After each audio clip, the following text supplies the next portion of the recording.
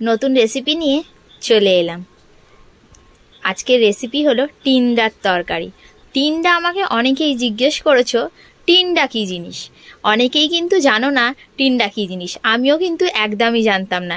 এইগুলো কিন্তু পুনে, বম্বে, মহারাষ্ট্রে, ব্যাঙ্গালোর এই সব জায়গায়, বাইরের জায়গাগুলোতে নাকি ওরা খুব বেশি পরিমাণে খায়।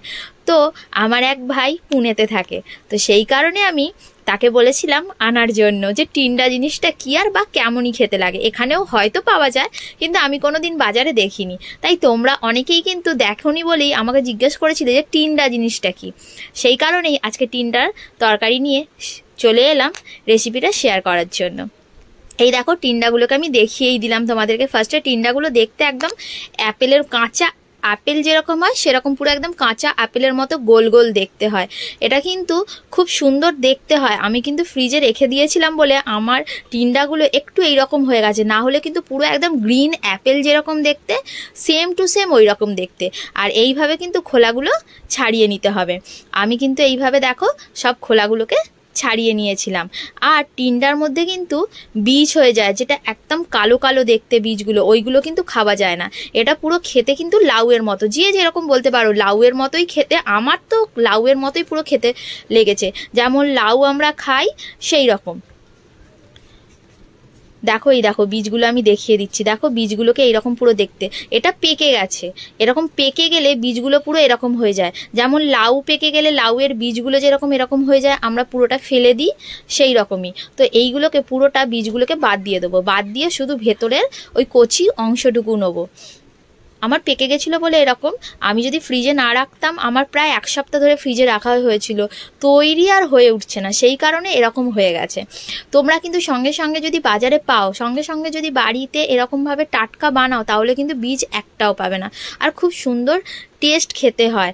আমি কিন্তু কোনোদিনই টিন্ডা খাইনি, যেহেতু আমার ভাই নিয়ে এসেছিলো বলে আমি বানানোর সুযোগ পেয়েছি, খাওয়ারও সুযোগ পেয়েছি, তাই ভাবলাম তোমাদের সাথে একটু শেয়ার করে নিই।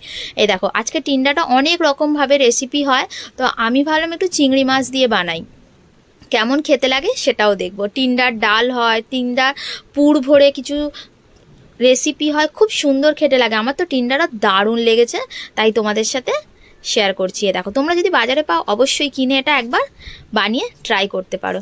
ফার্স্টে দেখো টিন্ডাগুলোকে যে কেটে নিয়েছিলাম আর একটু অল্প করে আলু দিয়েছিলাম। টিন্ডাগুলোকে ফার্স্টে একটু তেল দিয়ে জিরে ফোড়ন, শুকনো লঙ্কা, তেজপাতা দিয়ে ফার্স্টে ভেজে নেব হালকা করে। তার মধ্যেই কিন্তু আমি একটু চিংড়ি মাছগুলোও ভেজে নিয়েছি। আলাদা করে কিন্তু চিংড়ি মাছগুলোকে ভেজে তুলে রাখিনি। এটা কিন্তু একদম শর্টকাট রান্নার রেসিপি। টিন্ডাও ভাজা হলো, তার মধ্যে কিন্তু চিংড়ি মাছগুলো ভাজা হয়ে গেল। আর চিংড়ি মাছগুলো কিন্তু বেশি পরিমাণে ভাজতেও লাগে না, যেহেতু তেলের মধ্যে টিন্ডাটা ভাজা হচ্ছে, চিংড়ি মাছটাও তার সঙ্গে ভাজা হয়ে গেল। একটু ভাজা হয়ে যাওয়ার পর এই দেখো আলুগুলোকে আমি কেটে রেখেছিলাম, সেই আলুগুলোকে ওর মধ্যে অ্যাড করে দিলাম, আর একটু টমেটো দিয়ে দিলাম, দিয়ে ভালো করে এটাকে একটু ভাজার জন্য রাখবো। টিন্ডাগুলো দেখো একটু ভাজা ভাজা হয়ে গেলে তার মধ্যে নুন, হলুদ আর একটু অল্প পরিমাণে লঙ্কার গুঁড়ো আর একটু জিরে গুঁড়ো, ধনে গুঁড়ো অ্যাড করলাম। আর চিংড়ি মাছ যেহেতু দিয়েছি, সেই কারণে এর মধ্যে কিন্তু একটু আদা রসুন বাটাও দিয়েছি। অনেকে কিন্তু এটা আদা রসুন বাটা দিয়ে করে না, নিরামিষ করে।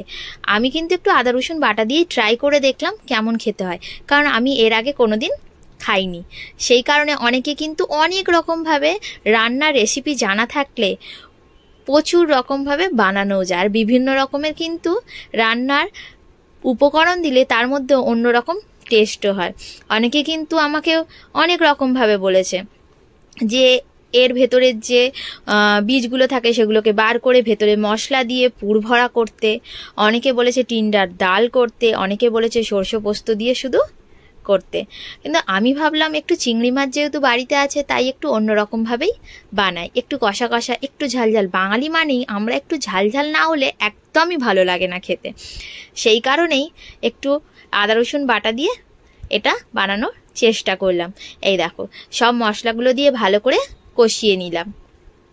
যেহেতু আদা রসুন বাটা একটু দিয়েছি, তাই একটুখানি ভালো করে আবার নাড়াচাড়া করব, একটু ভালো করে কষিয়ে নেব আর একটু হালকা একটু পরিমাণে জল দেব, কারণ ভাজা অর্ধেকটা হয়েই গেছে।